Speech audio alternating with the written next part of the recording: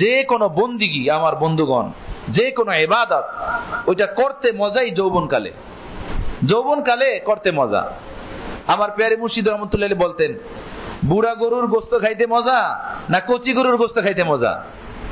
বলেন আপনারা, বাজারে গিয়ে আপনারা কি কন? এই গরু এটা বুড়া, এটার গোস্ত নিব না, তাই না? কচি গরু, ষাঁড় গরু, কচি গরুর গোস্ত আনেন।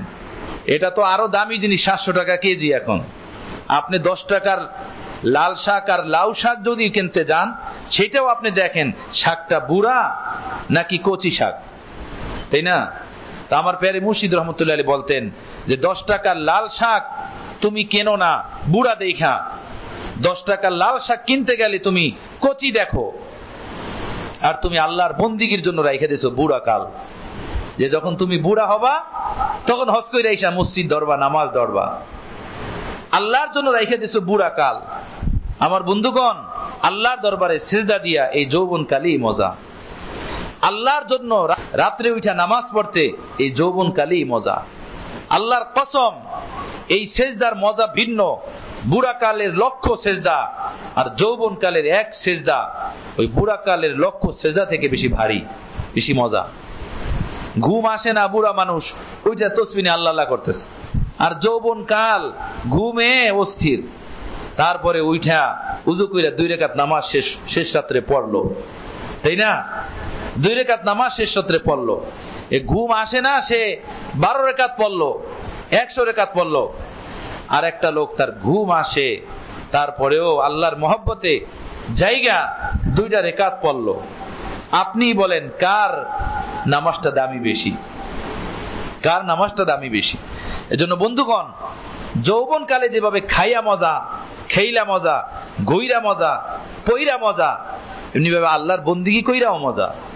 একজন বুড়া মানুষ হুইল চেয়ারে তারে উঠাইতে হয়, বসাইতে হয়, বিছনায় কাতরাইতেছে, তারে যদি বলেন দাদা চলেন আপনি এনে কক্সবাজার যাই, কক্সবাজারের সমুদ্র সৈকতে ঘুরে আসি, কি কইব? খুব খুশি হবে নাকি? আরে ভাই, আমি উঠতে পারি না, বসতে পারি না, হাঁটতে পারি না, চলতে পারি না, তুমি আমারে কক্সবাজার নিয়ে যাইতে চাও? আমার তো যাইতে যাইতে জান শেষ হয়ে যাবে।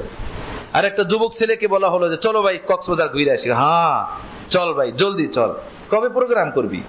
কথা বুঝতেছেন তো? যৌবন কালে খাইয়া মজা, ঘুইরা মজা।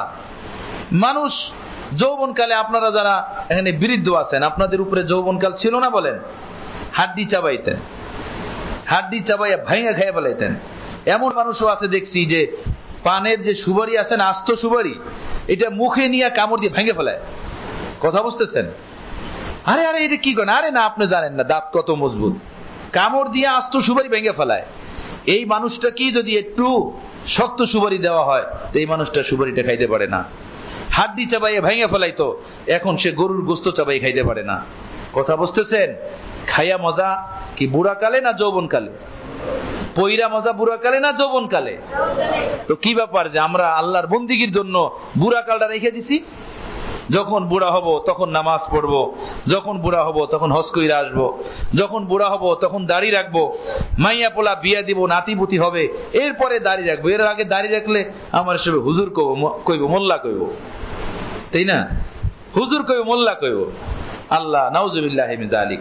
দাড়ি এটা তো পুরুষের সৌন্দর্যতা, জি না? দাড়িওয়ালা মানুষকে সুন্দর দেখা যায় বেদাড়িওয়ালা মানুষের থেকে। আমার কথাটা যদি বিশ্বাস না হয়, যে ভাইদের দাড়ি চাচা, তারা আয়নার সামনে দাঁড়াইবেন, নিজের কোন বন্ধু দাড়িওয়ালাকে নিয়া দাঁড়াইয়া তাকাইবেন যে কার চেহারার উপরে রৌনক বেশি, নূর বেশি, কার চেহারার ঝলকানি এবং কার চেহারার চিকচিকতা বেশি, নিজেই দেখবেন। আল্লাহ আপনি আমাদেরকে মাফ করে দেন।